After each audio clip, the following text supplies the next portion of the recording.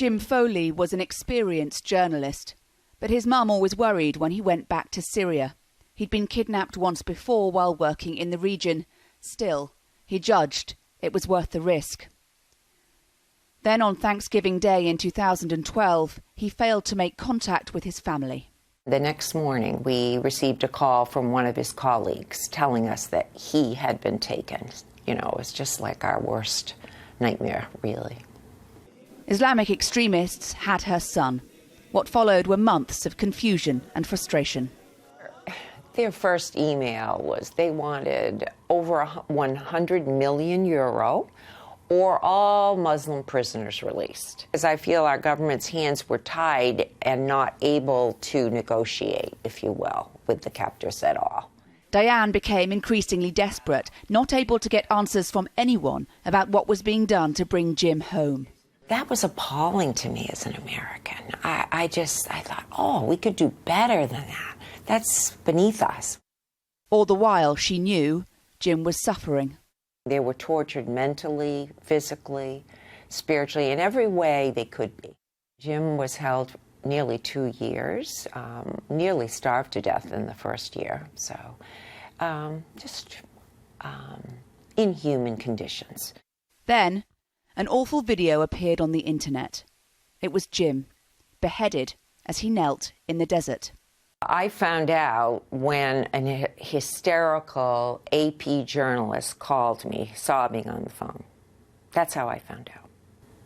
So it was, we were incredulous, you know. We just were in shock, truly, really. Yeah.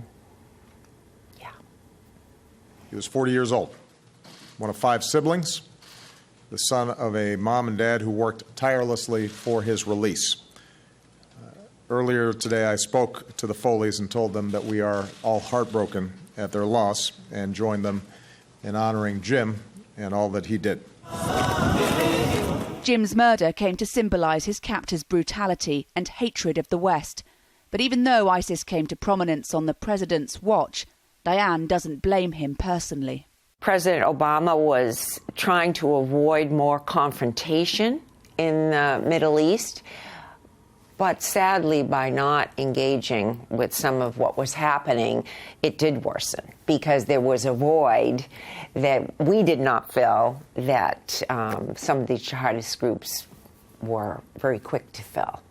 Still, she has little time for Trump's promise to bomb the hell out of ISIS. Instead, focused on her son's legacy and preventing other similar tragedies. There's nothing worse for a parent than to lose a child. There really isn't. But Jim's strength and own courage at the end of his life challenged me as a mom in a big way.